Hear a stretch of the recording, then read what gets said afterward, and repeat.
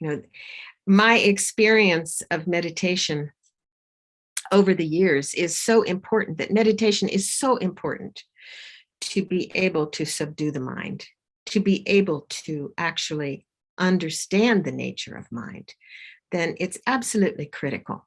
Meditation is absolutely critical. Otherwise, it's just an intellectual exercise. You know, we can gain all kinds of intellectual knowledge, but it doesn't touch the heart mind. It just becomes another concept. So to be able to actually transform the mind into an enlightened mind, one needs to meditate.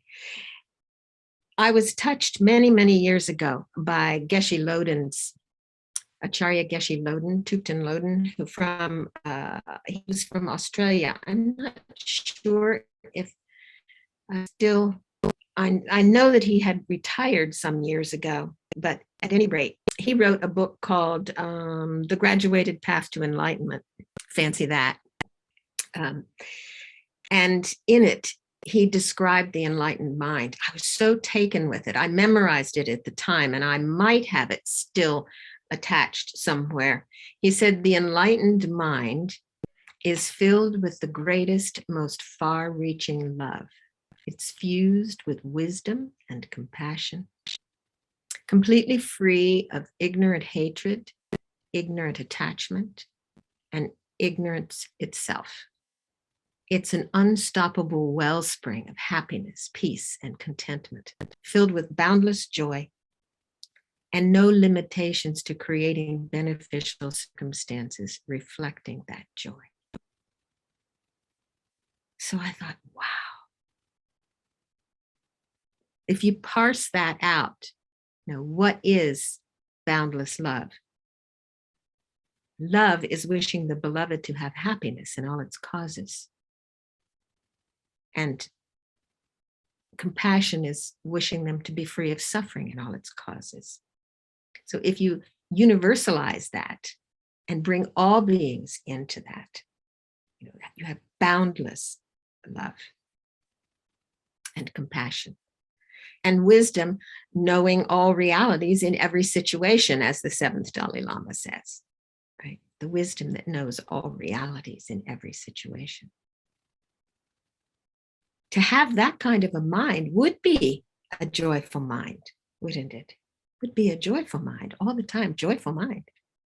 And with a joyful, loving, passionate, wise mind, then one would behave in ways that bring beneficial circumstances to others.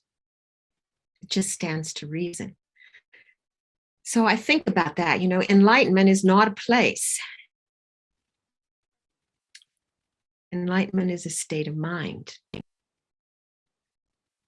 It's a natural state.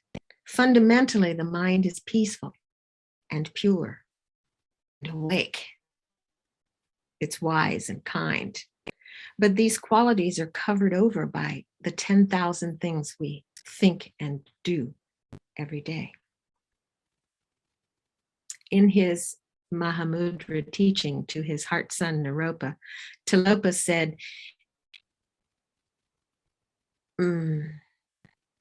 you won't see the object beyond all thought with the things you're thinking.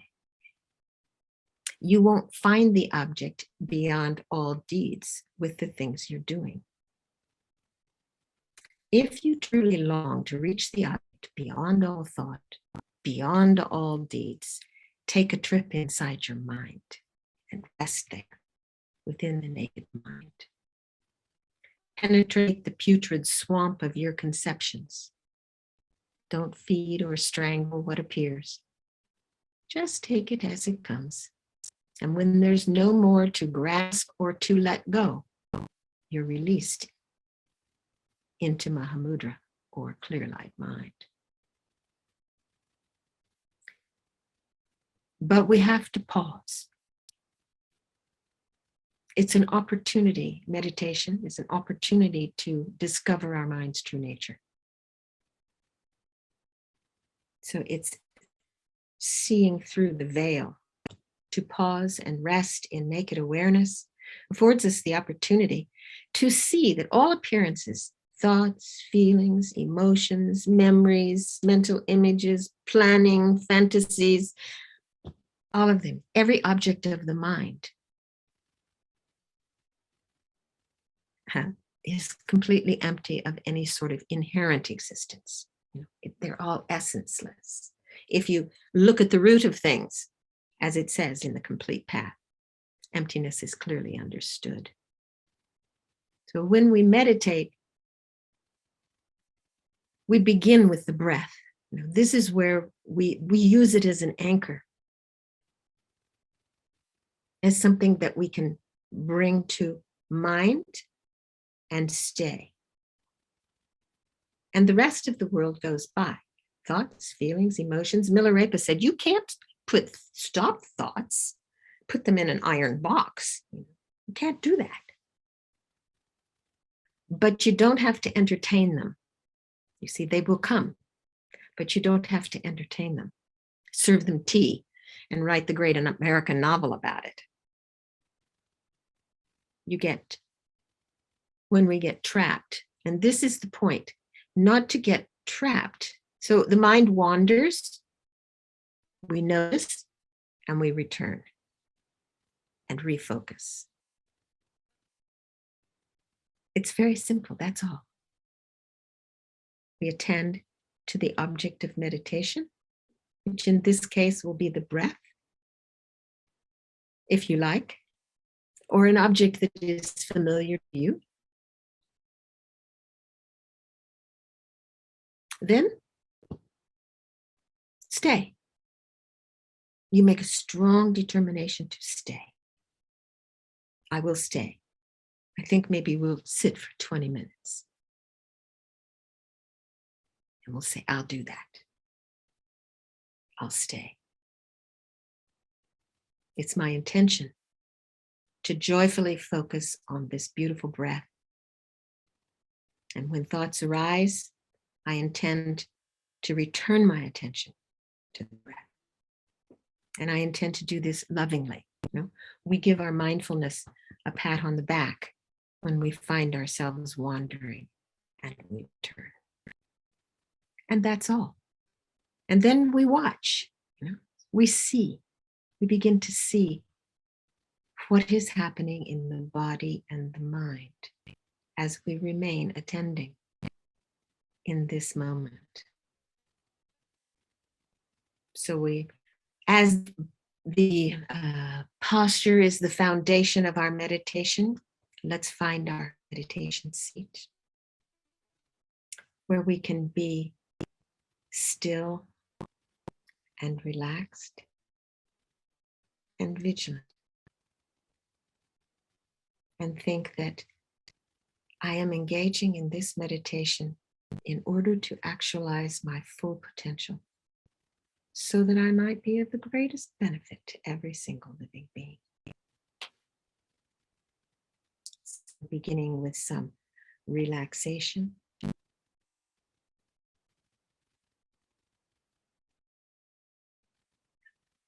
Allowing your body to fall into a state of complete relaxation.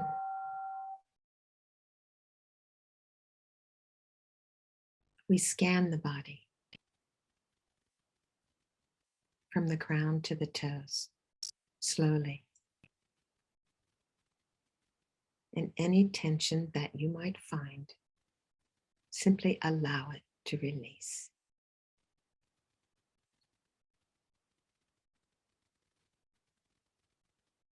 And when the body is relaxed and the attention falls naturally on the breath, the place where you feel the breath entering and leaving, breathing naturally, knowing when the breath is long or short without preference, just experiencing the sensation of the breath as it flows out and back in again. Just that.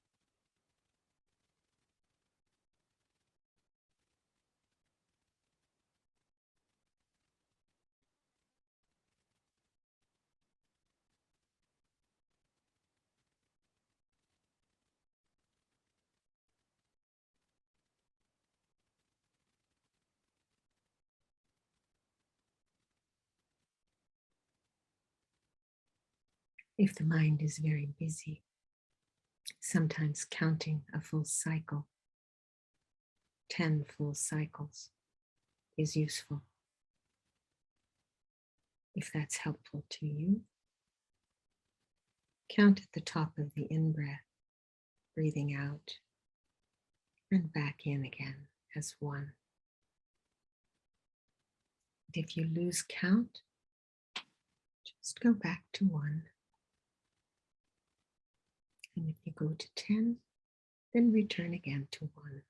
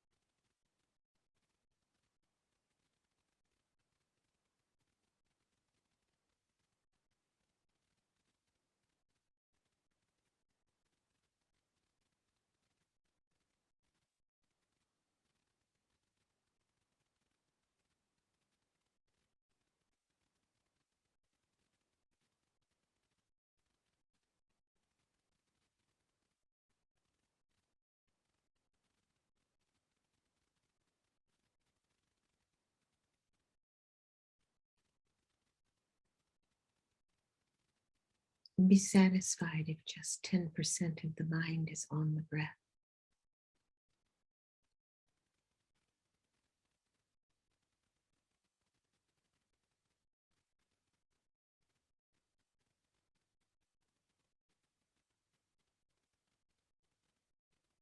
The changing sensations at the tip of the nose.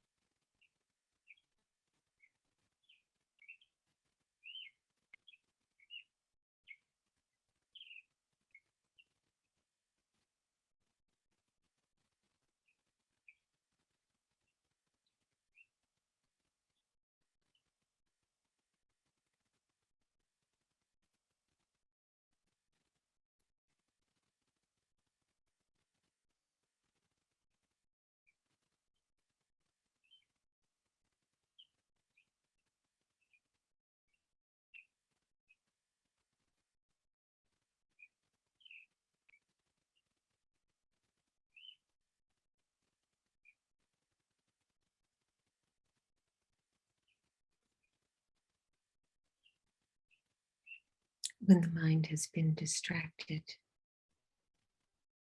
notice what it feels like to be distracted. And notice the difference when you refocus on the sensation of the breath, letting go.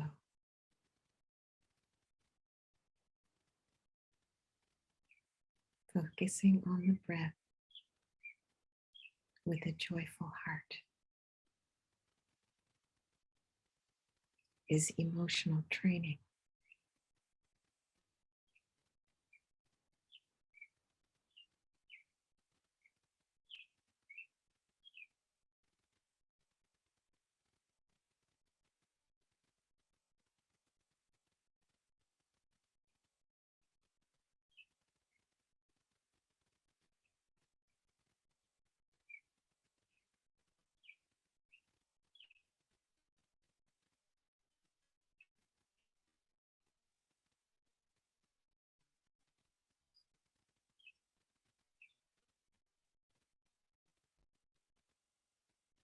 From time to time, check to see if any tension has crept in.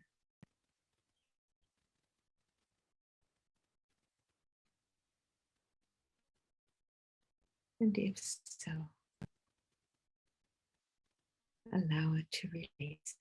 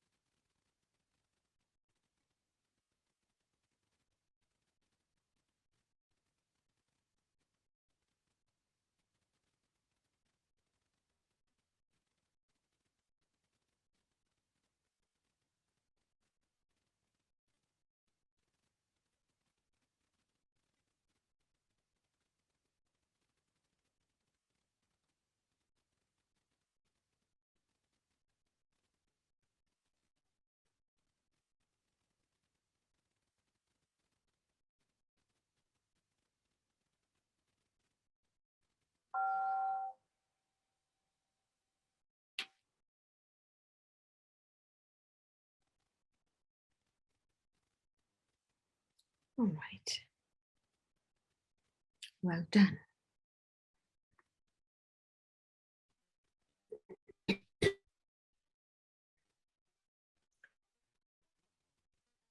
I remember many years ago when I was taking a class with Dr. Alan Wallace, and he explained the counting at the top of the in-breath. He explained it to count there because usually at the end of the exhale, the mind thinks it's done and it escapes there. It more quickly leaves there. But if you're counting, coming one after exhale, inhale one, you still think you have something else to do, to exhale. And so you're there with it. And then at the end of the exhale, to pay attention to the turning point, to see if there is a pause, a still point there. So it begins to be an investigatory action of really kind of being inspired to look, to see what's actually happening with this breath. How does the body feel as the breath moves through? So I found that interesting to do. And then also for just simple breath meditation like that, where we first establish a sense of being completely relaxed as much as possible. We recognize, particularly after a busy day, that we hold tension in different parts of our body. So going through that and recognizing where it is and releasing that. And throughout your meditation, having an opportunity to revisit, oh, did I do that again? Am I holding my hands tight? Where am I holding? And giving the body permission to let go, to be in a relaxed and peaceful state with nothing to do. We usually have so much to do. The mind is always thinking about what we did and wish we hadn't, or what we want to do and must do, and the planning stages. It's an ongoing habit of the mind to be busy.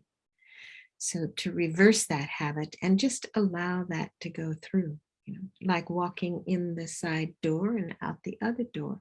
It's okay. Those mindfully, quietly watching as thoughts go. But sometimes they're very strong, A big one comes and goes, look at me, look at me, look at me, look at this is what happened. Wow, this happened. And so the idea is to grab it, and then spin it. But as soon as you realize that you've done that, yes, that's natural. It's natural to do that. You realize, oh, yeah, it's the breath. And you come back to the breath. Grateful, you have a grateful heart that there is a place of refuge, some gratitude to be in this relaxed and peaceful state. It's possible, even just for a very short period of time when we get whisked away again.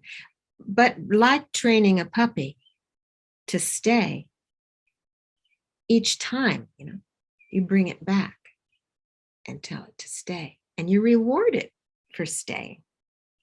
And this is the same way with training our mind, with loving kindness, so that it's not in competition with itself. I remember counting breaths, I'm supposed to count to 10, so I've got to get to 10, And when I get to 10, I want to see how many 10s I can get to.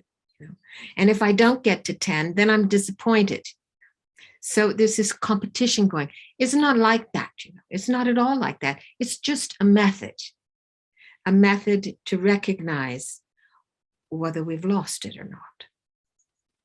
And when we're fairly stable and fairly used to being able to stay on the breath, if the counting, it might become a distraction.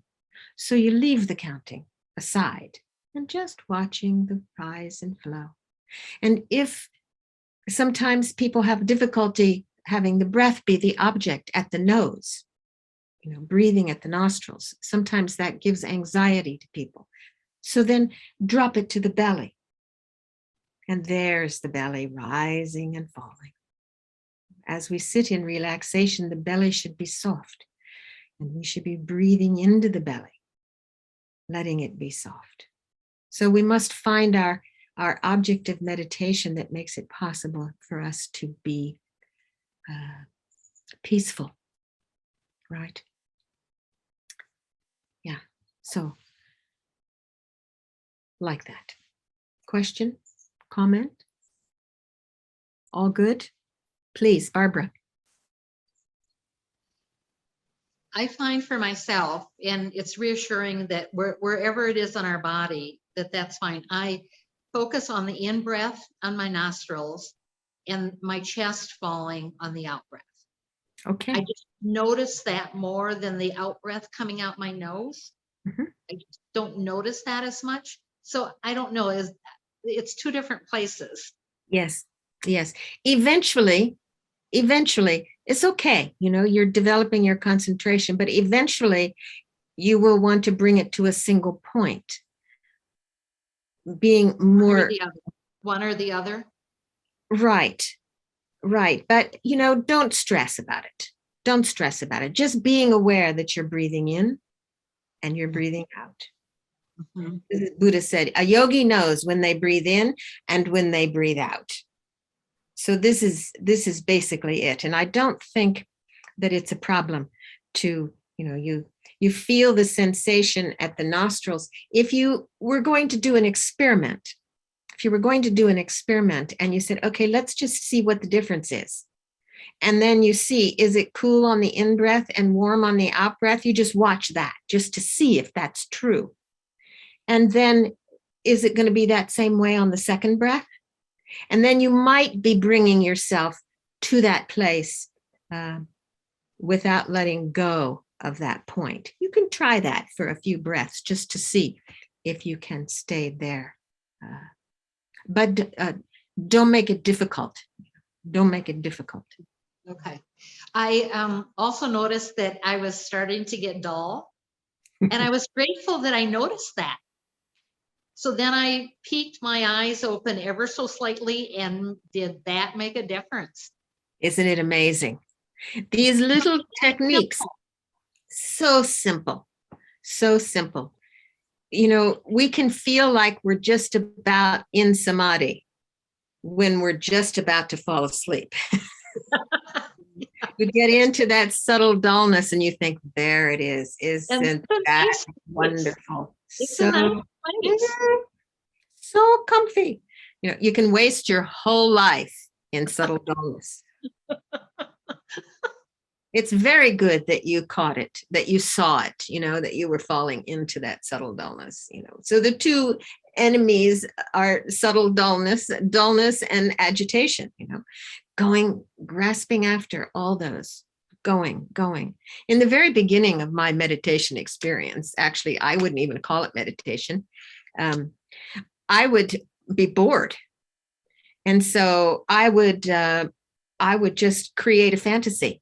I would remodel the house, as long as I was sitting with everybody else perfectly still, I was doing some kind of fantasy. Or one of my favorite fantasies was to get a lot of money. Somehow I got a lot of money. I won some lottery, or I got a lot of money, and then how I would give it, how I would be giving it away. I thought, okay, well, at least it's beneficial because I'm being generous. I'm practicing generosity. So I'm going to give this monastery that, and I'm going to buy a house for this person. And, what a waste, seriously. It's not a way to develop this kind of deep concentration that is required to probe deeply, to analyze. Because if we do that, we develop that habit. Oh, sit on the cushion and what's going to be a good fantasy today? Or getting caught up in some action that has happened, something that has happened. And I'll tell you a story. I received a disturbing email that was a critical email that was accusing me of something that wasn't true. And so this was maybe 15 years ago. So my first inclination was to sit down, and respond with, "Oh man, you got to be kidding me," and that was what I first thought to do. But because I really felt it, I felt it in my body, this agitation, I felt it in my guts. And so I said, "Take it to the mat." So I went up to my gompa and I sat down. And I actually brought this person before me and I practiced Tonlem. I practiced taking away their anger at me and giving them some peace. And I practiced taking on, how it was that perhaps what had I done, whatever it was, which obviously they say you've created the cause to experience every result. So whatever the result, I created the cause to experience that, even though in the moment I didn't see how I had created that cause, but I didn't see the seed for that. But having done that, wow, a complete shift in my mind. So I realized how powerful these practices actually are. As Lama Yeshe used to say, if you have an agitation, you glue the opposite on. And in the moment, that fixes it. Right there, you purify that. Right there, you glue on the opposite. Because the mind can't hold two thoughts at the same time. The mind cannot hold two thoughts at the same time. So you can't hate and love at the same time. It's going to be like this. So being able to do that, instead of being angry at my friend for going off on me like that, I actually was so grateful. I never said that to her. I never went out and said, "Oh yeah, you made a mistake. It wasn't like that at all." I accepted. I just accepted, and it went so well that I find that it gave me faith. So now we go back to faith. What is faith? Faith comes when we practice and we see the benefit of it.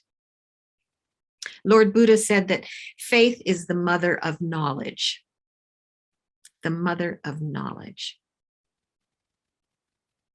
So faith defined is complete trust in something or someone. And we begin to develop these levels of faith, first with admiring faith.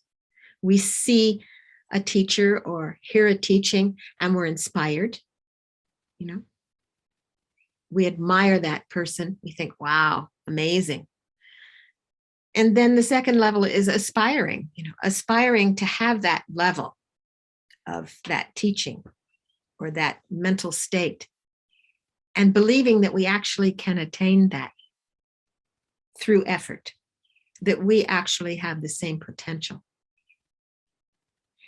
And then the third level is unshakable faith, or the faith of conviction. So this is through the power of practice, through the power of actually using the tools. I think it was Adyashanti who said that practicing Buddhism is a doing, and it's a doing that will undo you completely. So it's something that we do, we practice. Buddha said, I taught suffering and the end of suffering. I teach suffering and the end of suffering. So when I was thinking about this class about faith, I picked up this book that was a gift, and it's called Samsara, Nirvana, and Buddha Nature, and it's the Dalai Lama and Venerable Thupten children. And so I looked up faith, and I was reading all about faith in here. And one of the things that I discovered, which I had never heard it in this way, because I haven't taken too many Theravadan teachings, that there are the 12 links of dependent arising, or a dependent origination, but there are also 12 links of transcendental dependent origination. So I'm quite enamored with this.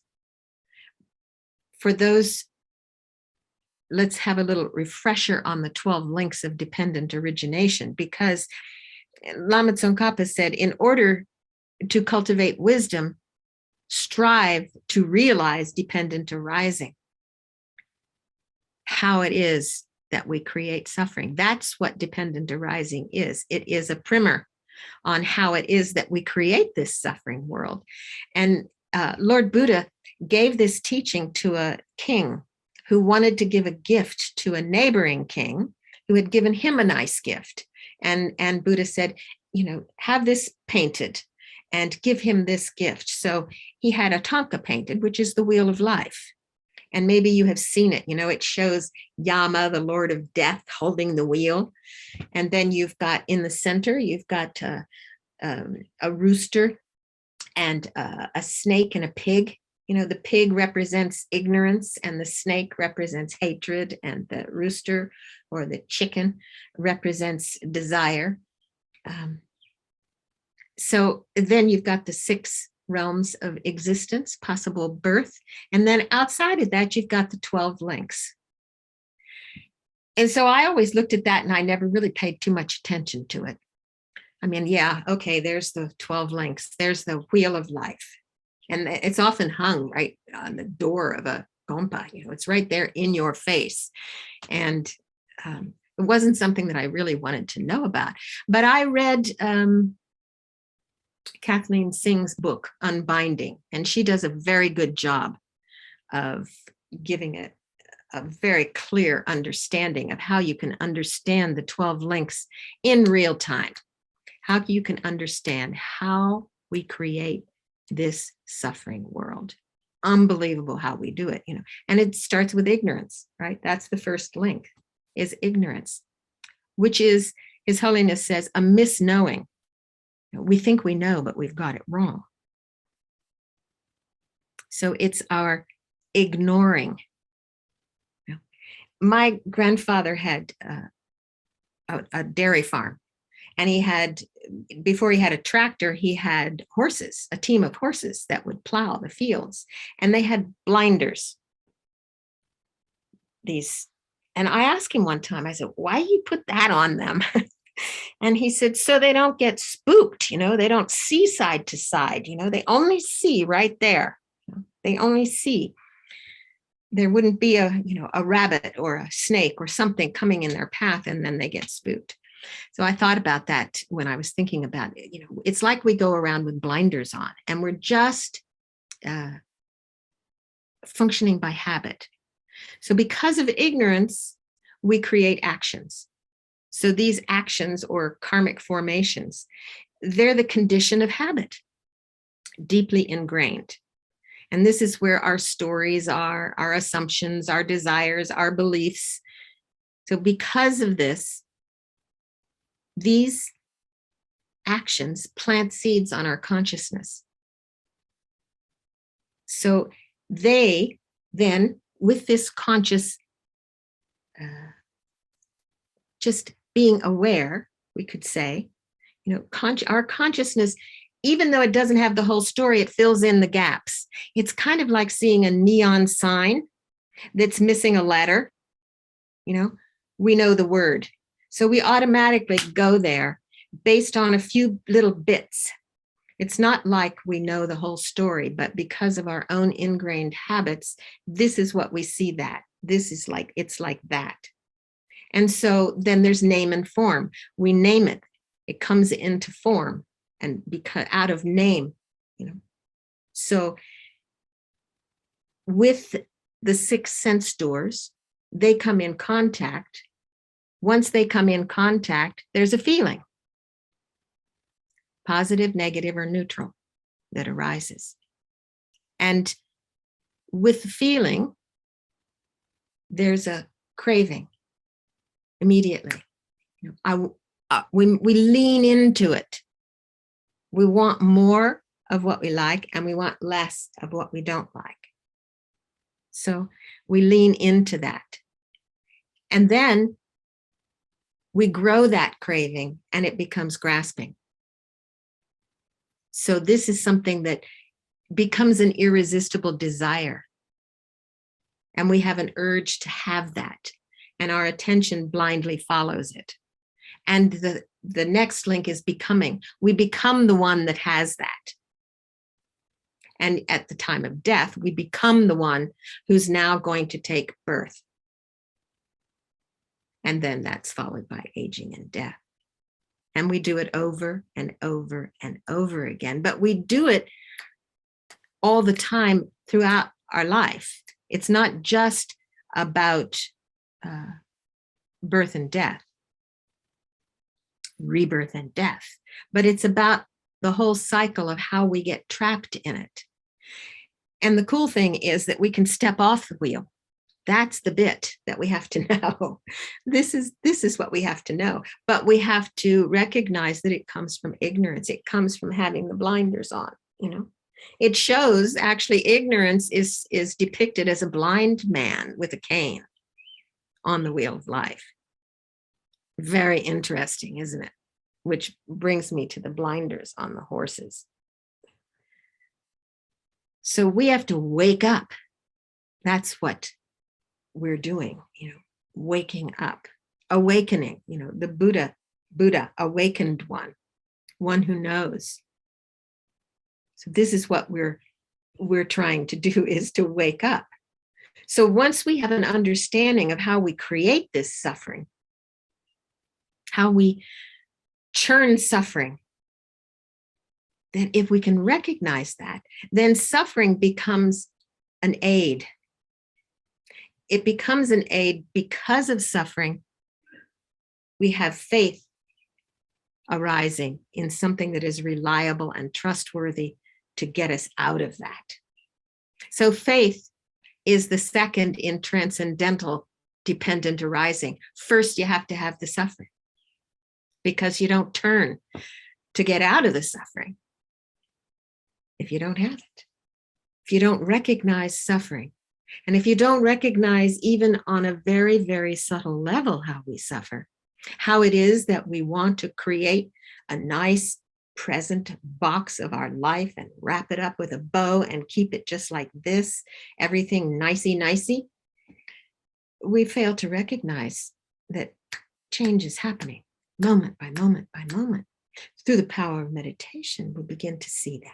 Slowly, we begin to see subtle impermanence. We begin to recognize. So through suffering, we develop a faith in a practice that will actually free us. So that's the second link in transcendental dependent arising. And the third one is delight, which arises through the power of meditation as you become more and more concentrated, more and more uplifted. It brings delight. You look forward to coming to your cushion instead of going, oh, really? I have to do that again. You look forward to that. And this delight, then, that's the third. The delight leads to joy.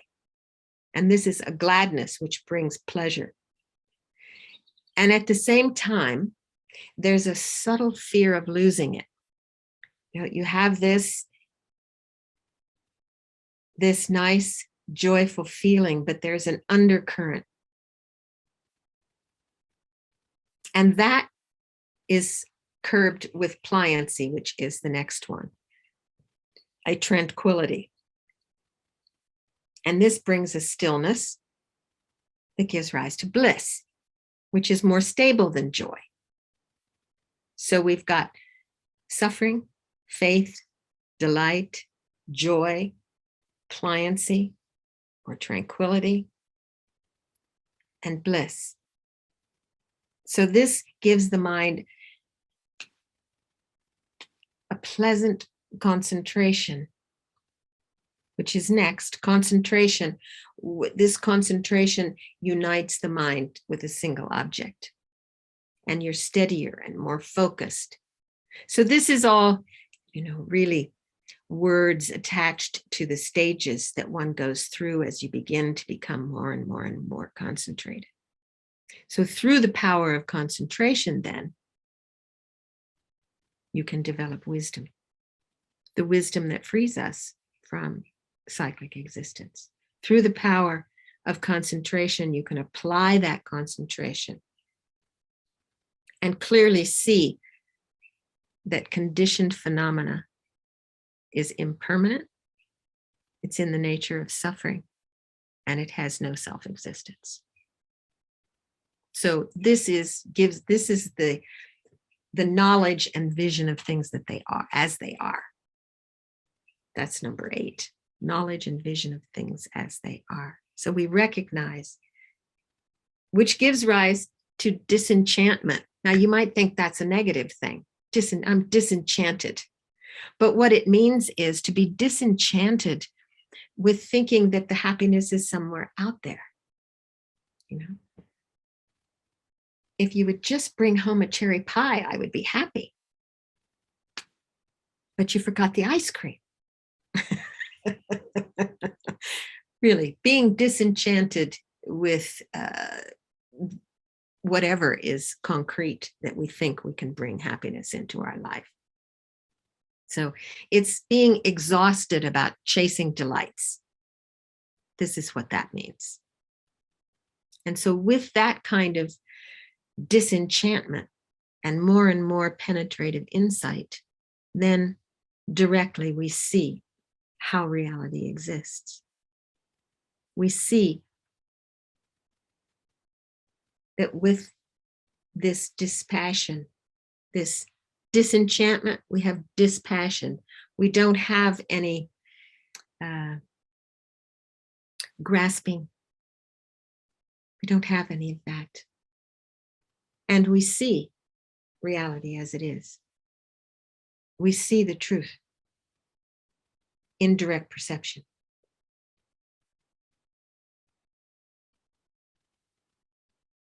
Which leads to liberation, which is the freedom from all pollutants, every pollutant. And the 4 truths are known as they actually are.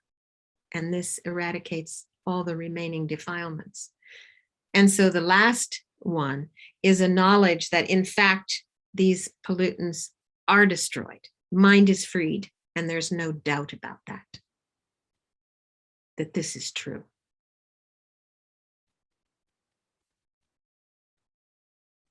So I find that interesting that they have it, the 12 steps of transcendental dependent arising, after the 12 links of dependent arising. So it's kind of like you're going like this, and then you're stepping off of that wheel and getting on this one and going through those steps. And I think that they happen, I don't think it's a concrete, clean, clear, oh, now you're here, and then you're here, and then you're here, that there's a demarcation line. I don't think it's like that. No, I don't think it's like that. It's like when you think about the 5 stages, the path of the 5 paths. You have the path of accumulation, where you are accumulating all the causes, living an ethical life and practicing and making offerings. And the second stage is the path of preparation, where you're studying. Intellectually, you are learning how things are empty, how that works, and meditating on that. And then at some point in time, with this concentration and knowledge of the way things are, at some point in time, you do see reality as it is. You do see emptiness directly, and you know beyond a shadow of a doubt that you do not exist the way that you have always believed you have. And this can be both a joyous revelation, or it can be a scary sort of, maybe even feel like you lost something.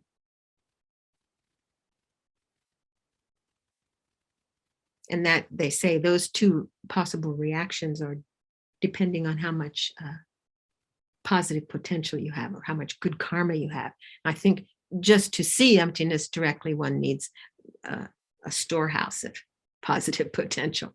So whether you have a free at last, or a, oh my gosh, I can't believe that I've been led around like a bull with a ring in his nose all this time. So then seeing emptiness directly is not the end all and be all, you know.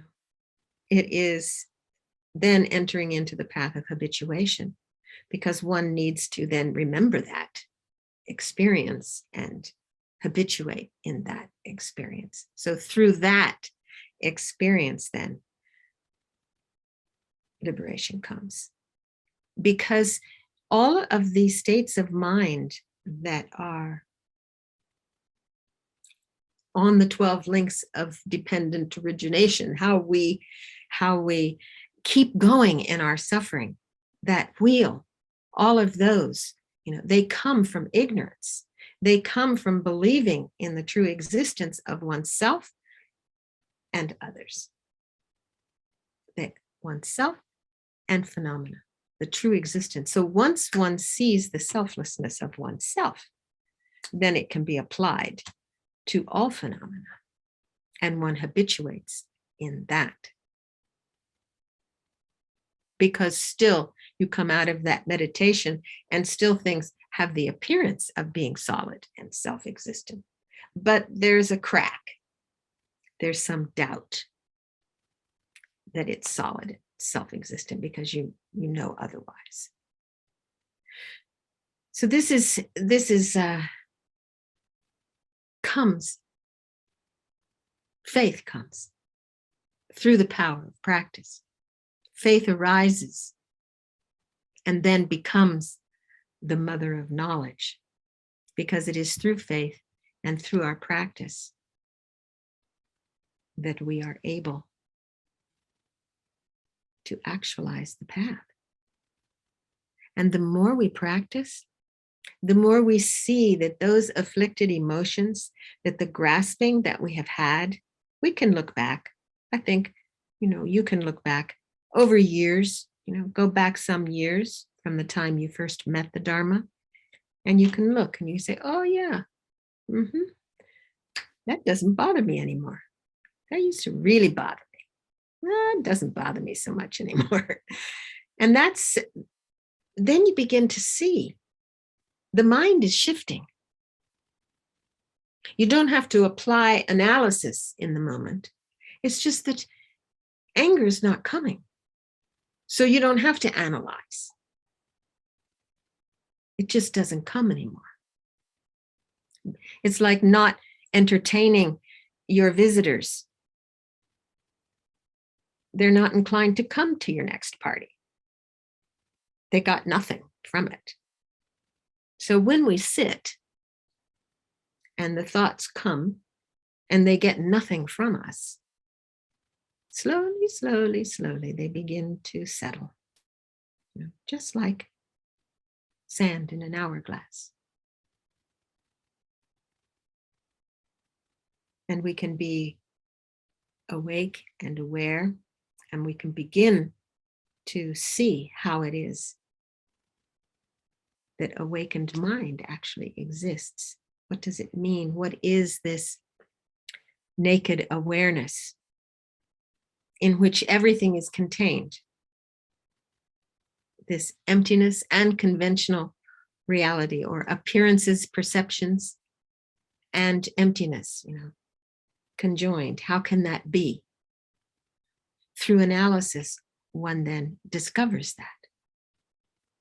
But it all comes from understanding suffering and cultivating faith. And having a little bit of experience, more faith comes. Yeah, more and more faith comes. If you look at the benefit that you have from your practice, you cultivate a gratitude for that, and then more faith comes. It's kind of a snowball effect. The more you practice, the more effect you have. And the more effect you have, the more you practice. So, cause and effect, yeah? Just like that. It is like that. So, it's already 11 after 7. Maybe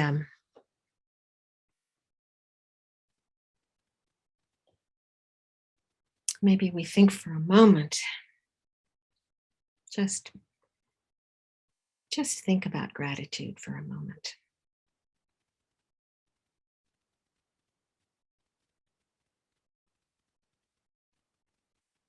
The fact that you brought yourself here to this class,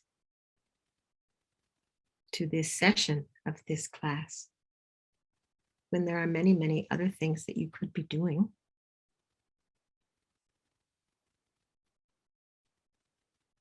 To be grateful for each time we practice, we grow our wisdom and begin to whittle away at the causes of suffering.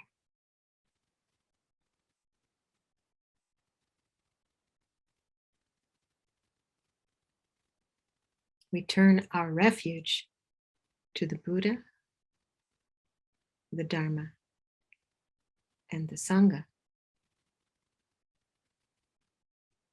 And the second level of refuge is enlightened mind, seeing reality as it is, and the Arya beings who have.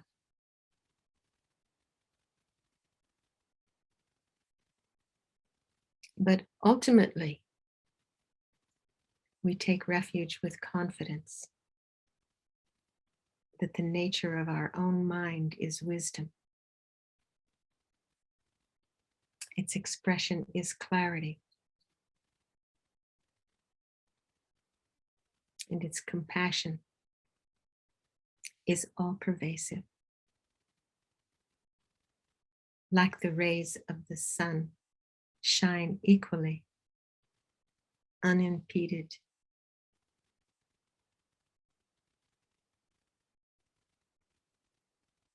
We have a longing in our heart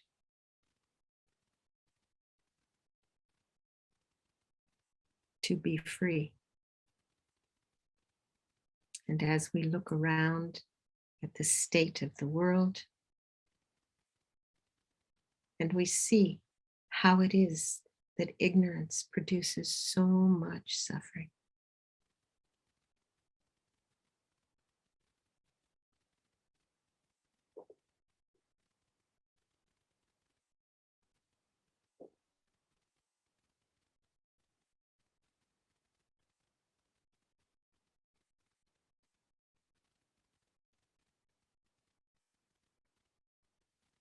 How wonderful it would be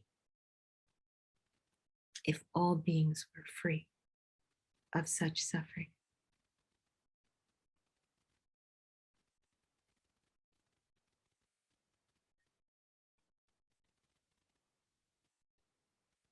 And please think, my goal is to create a world free of suffering, filled with love, where everyone we meet inspires us with their generosity and love.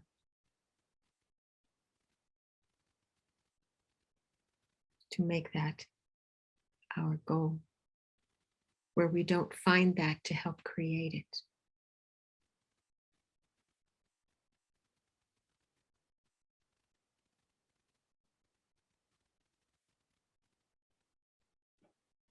And with this longing desire,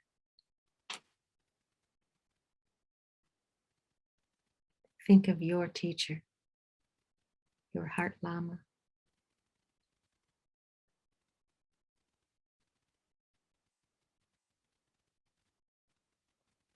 See them manifesting as an enlightened being.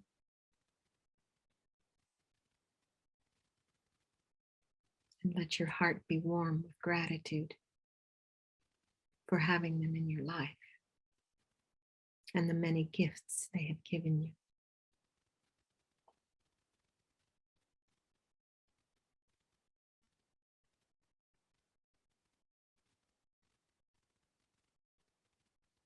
And we turn to them and ask for their blessing, saying, I don't really know how to do this.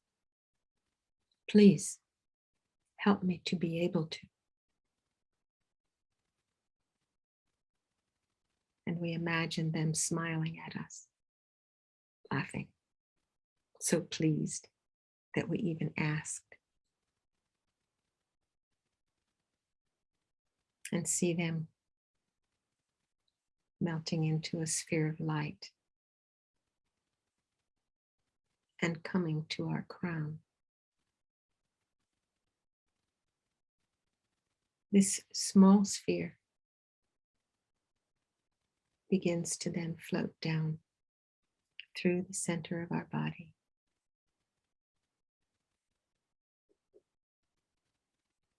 coming to rest at the level of our heart. This sphere of light is in the nature of love, compassion, wisdom, and great joy.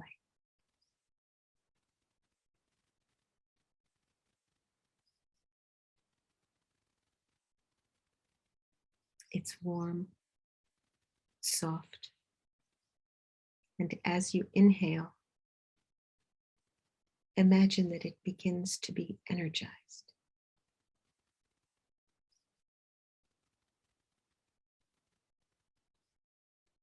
And as you exhale, allow it to begin to expand.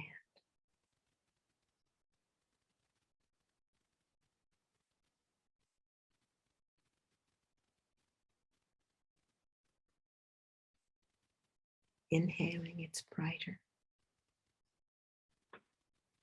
Exhaling, it's expanding.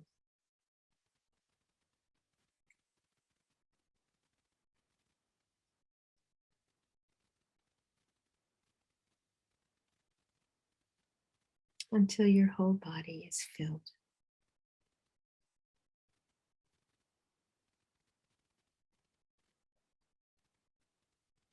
with this warm light of love.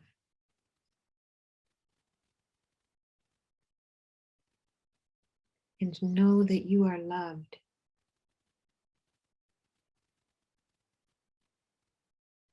And it is your nature to love.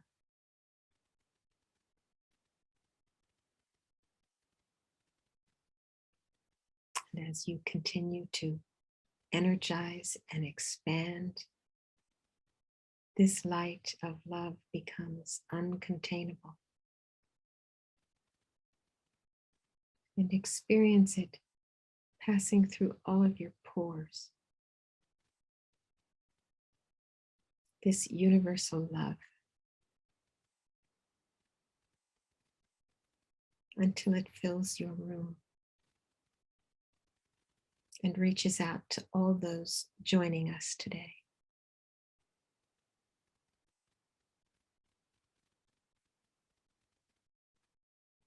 Offering love. How wonderful.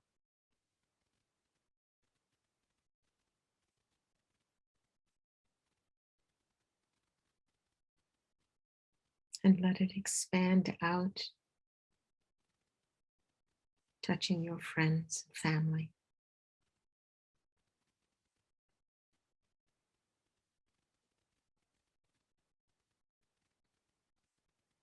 Bringing them joy. Removing any sorrows as you breathe in.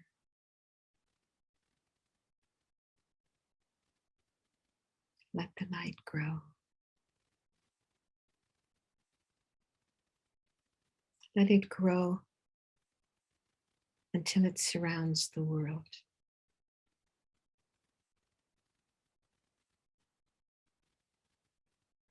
With a love that wishes every single being to have happiness and all of its causes.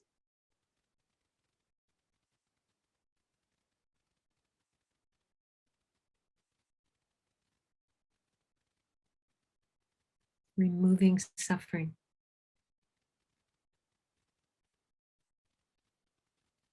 and all of its causes.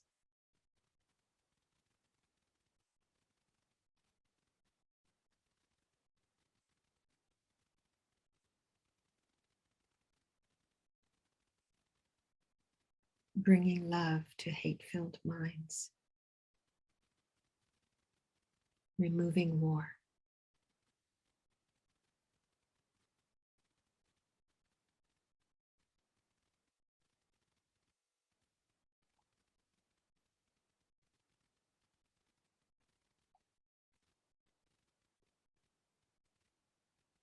As you breathe in the causes of suffering, let it only energize your love until it explodes through your body, blissfully going out into the universe.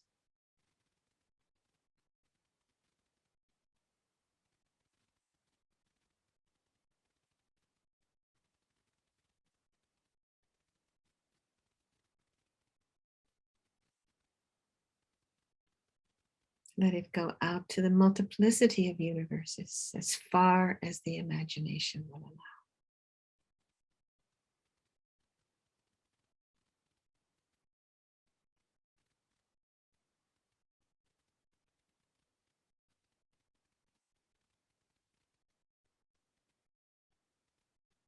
And then gradually, like breath on a mirror, let it contract back.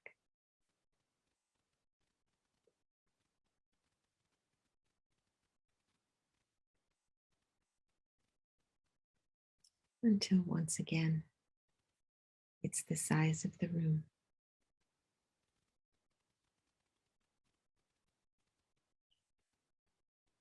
And the size of your body.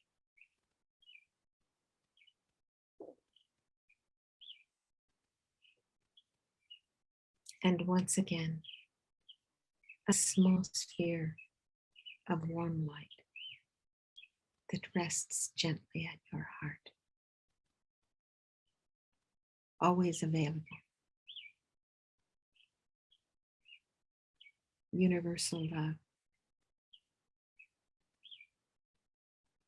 The love of every awakened being. Right there in your own heart.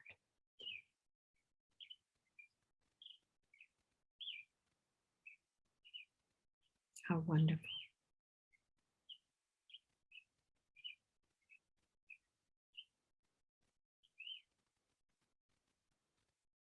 And then let's take a moment to please think about this positive energy that we have created today, being together, and all the positive energy we've created over this last month coming together,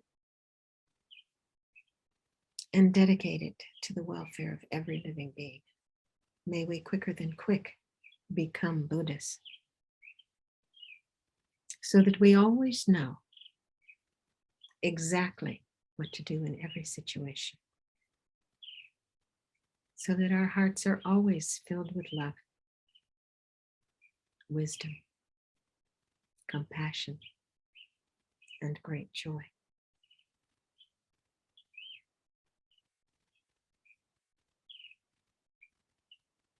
And that the bodhicitta, the positive energy that we have grown in our hearts, may it never diminish, but only grow.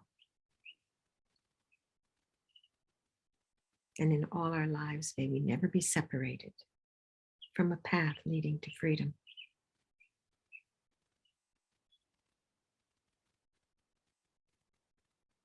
And may all of our teachers live long and fruitful lives in good health. And may we always be able to please them with our practice, for that is what pleases them most. May we never give up.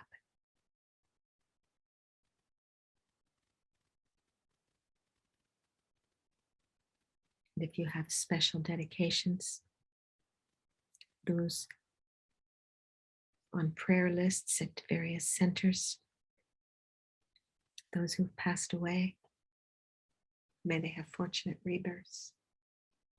And those who are ill, may they be healed.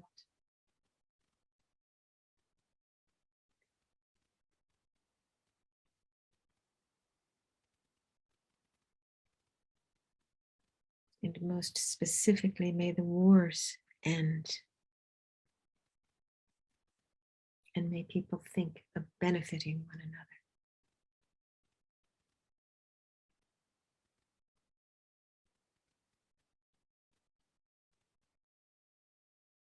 another. Okay. Thank you very much.